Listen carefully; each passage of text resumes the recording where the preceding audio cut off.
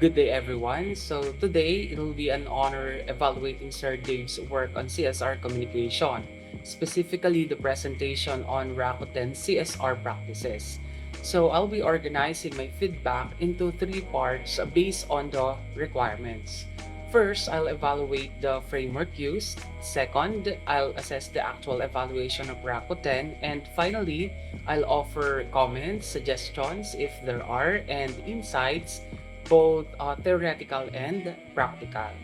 So let's begin with the framework. So the presenter used to established models.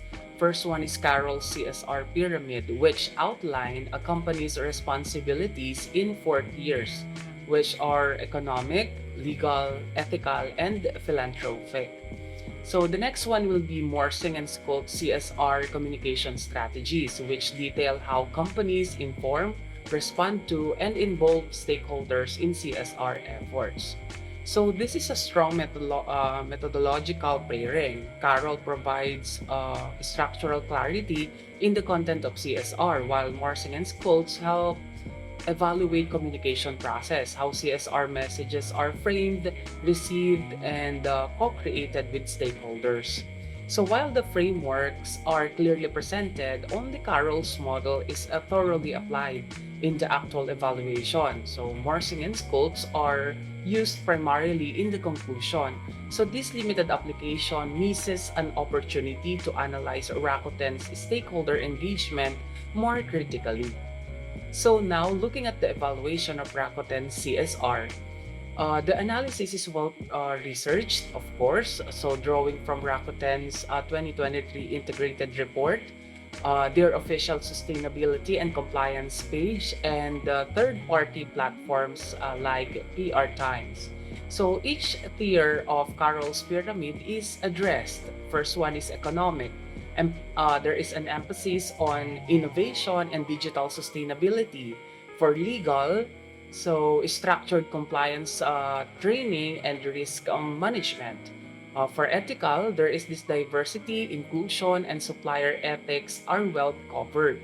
And for philanthropic, the Rakuten Social Accelerator Program showcases social engagement.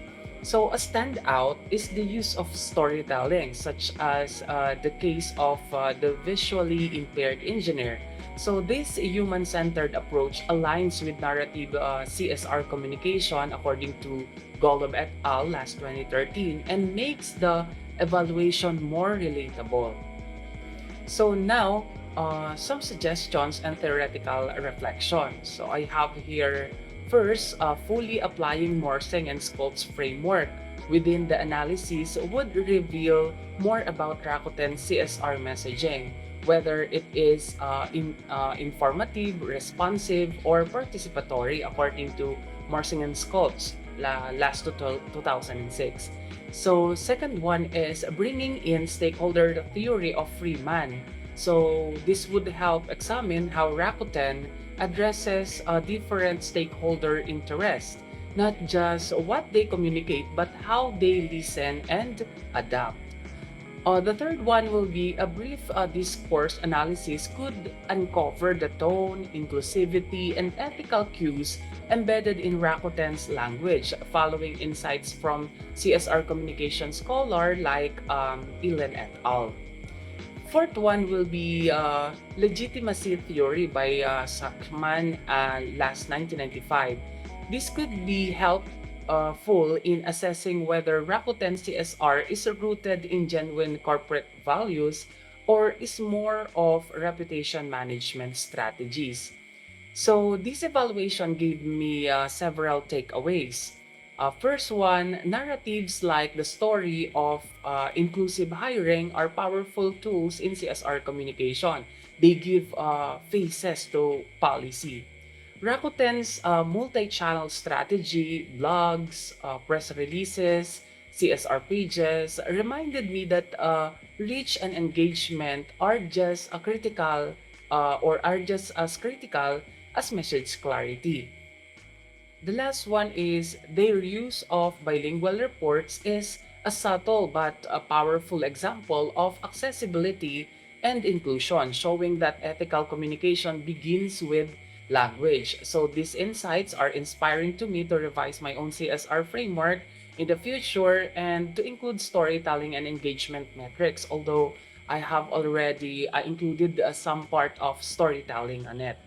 And in conclusion, this was strong evidence backed presentation with solid structure.